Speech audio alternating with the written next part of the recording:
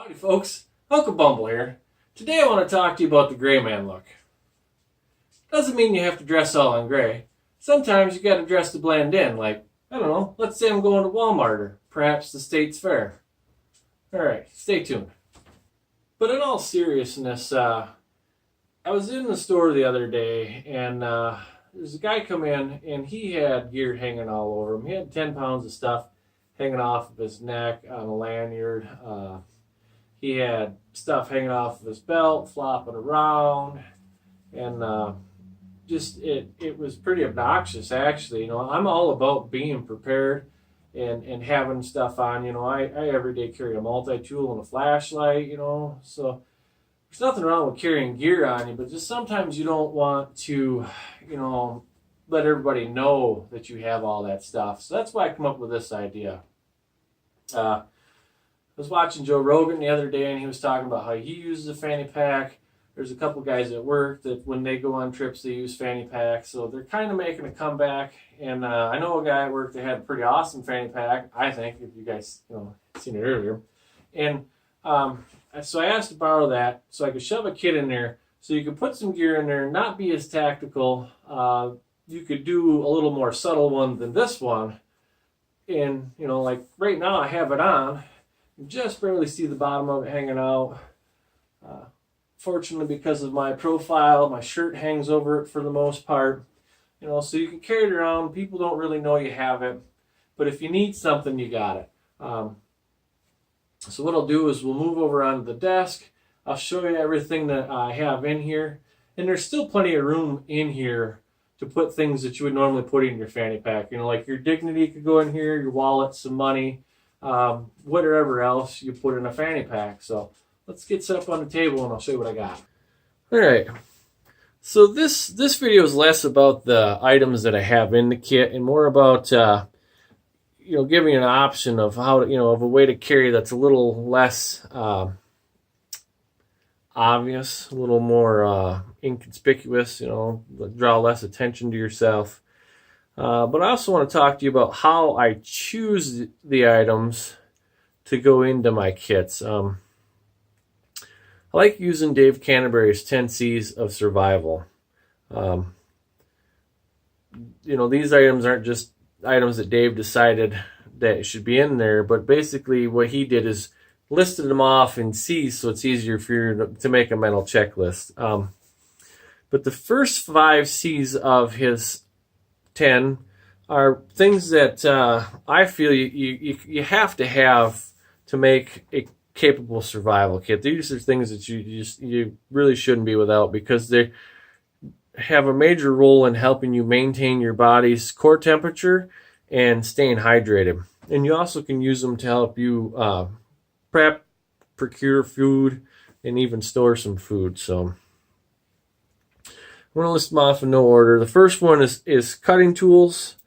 Your second one is cordage, then cover, a container, and combustion, which, lighter and whatnot. So of those 5, I like to have some redundancies in them as well.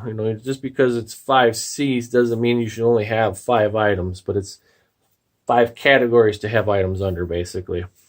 The next 10, I usually don't carry all of them, and you can make kits without them, and you'll do all right. But these are more, let's say, convenience items, things to help you out. First is a compass, candling, which is basically like a headlamp or a flashlight or a candle, I guess, or some sort of source of light. A cotton bandana. Cotton bandana is used for triangle bandages, some sort of just a bandage in general. A sling. You can use it to pre-filter water, but mainly he wants you to use cotton because you can char cotton to help you start another fire later on. And then cargo tape, so like duct tape or Gorilla tape, and a cloth sail needle, basically a heavy-duty needle that you could use to repair like your backpack or something like that. I don't carry the last 2 very often. Cotton Cotton bandanas kind of hit or miss as well too, because a lot of times I'll wear a shamag, so it's not in my pack, but I still have it. But those are kind of the criteria that I look at when I'm building a kit. When it goes to, I want to jump back to the container part. I have several containers. I've got this 2-liter dry sack that I keep most of this stuff in, so it's not going to fall out or a chance of losing something out of that fanny pack when you open it up. These 36-ounce water sacks for carrying water. I could even use the quart bag that I kept the Mylar blanket in, so I kind of compact it and keep it from getting all tore up by the rest of this stuff. And then there's even this bladder here. I have multiples, quite a few multiples there, because, you know, plastic isn't the best container, especially after being in here with all this other stuff. There's a chance of it getting damaged. Yeah, there's just a chance of it being damaged. And the best container to have is a metal container, something that you can boil water in. But you can't always do that when you're trying to fit this stuff into certain constraints, you know. Metal containers take up volume, so it's kind of hard to fit that into that, find something that would fit in that fanny pack. So after I get through my 10 C's of survivals, then I look at, okay, what am I building this kit for? And my thought with this kit was like an impromptu. We drove up to the lake, and all right, we want to go to that one spot that we know of in the dunes/woods and take some sunset pics or something like that. So maybe you won't ever use the survival gear in there, but that would be a good place to stick other useful things like mosquito repellent, because you're more than likely going to run into mosquitoes when you're out there to go do those pics. Or, you know, a little first aid kit here with some Advil and Benadryl and, you know, all that kind of stuff that you're going to use hopefully long before you use any of this. Just seen something else laying on the bench. I would probably throw in there some facial tissue. So, you know, use multiple uses for that you'll probably use before you get into this. And it's kind of a good segue into my next thought with the whole gray man thing is, with the fanny pack, you know, you could put all this stuff in there and have the ability to take care of your family if something bad happened, or if you come across somebody else. You know, if you put a better medical kit in here, you know, you could help somebody else out in need as well. You have all that stuff on you, but not have everybody staring at you like the guy that gave me the whole idea for this video in the first place, with all of this gear hanging off a lanyard on his neck, and he had a lantern hanging off of his belt, and he had stuff, wearing shorts and knee-high socks with stuff stuffed into his socks, and he looked ridiculous, you know, and he was drawing all kinds of attention to yourself, and you don't always want to do that. So I thought about doing a fanny pack for a gray man pack. But and my thought was, you know, I could do this and maybe inspire somebody to put something together that, you know, I do a bunch of tactical stuff because I don't care about what most people's opinion is of me, but some people do. So all right, and so here's the fanny pack with everything thrown in it. Gives it a nice, you know, gives it the 3D look it needs to complete the look.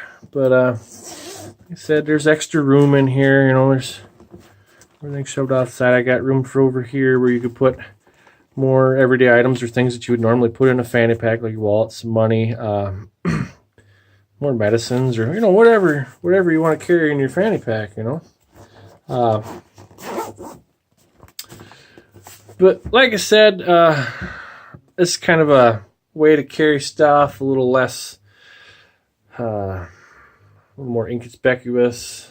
Maybe not so much this one, but in a gray man type manner. You know, when I look at this, I don't really think there's going to be gear in there other than maybe paraphernalia would be more what I would think would be in there. But whatever you're into, I'm not judging. I'm just saying. But I was recently called out by Modern Refugee on our trip as being a gearhead. And he's not wrong. You know, I spend a lot of time watching gear videos like bug out bags, EDCs, get home bags, you name the bag. I've probably watched a video on that, and I like just getting ideas of what people put in there, not just like the products, but just like you know, things that they think of, like some foodstuffs that, you know, I wouldn't really think of, or some little medicines that are, you know, comfort items. Like I just noticed laying on my desk right here, some tissues going in there. You know, you're gonna be carrying it around. It's not just about being survival. It's a fanny pack. Why not have a couple things that you're gonna use more often? So, you know, some people forget about that, especially in EDCs. Like, well, you got all this in there, you got all that in there. Well, yeah, that's stuff that I use every day. It's my everyday carry. I like to have some tissues because it's cold out, and I get into the office, my nose is running. I don't want to walk around looking like a heathen, you know, whatever. But basically, like I said, this video and a lot of the videos that I do, I watch videos that inspire me. I'm hoping that this video will inspire you, give you some ideas of, you know, what you could carry a kid in, you know, or you could take that bag out of there and just just put it in a cargo pocket if you don't mind.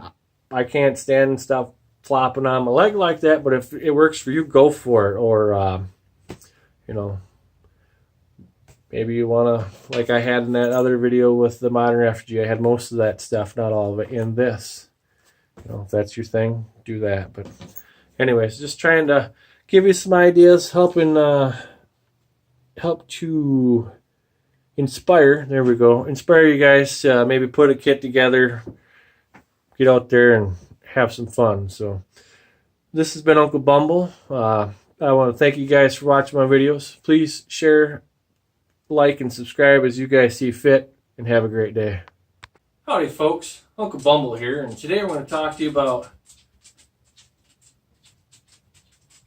sound of toenails on a hardwood floor. But seriously, here to talk to you about the gray man look. That doesn't mean you have to dress all in gay.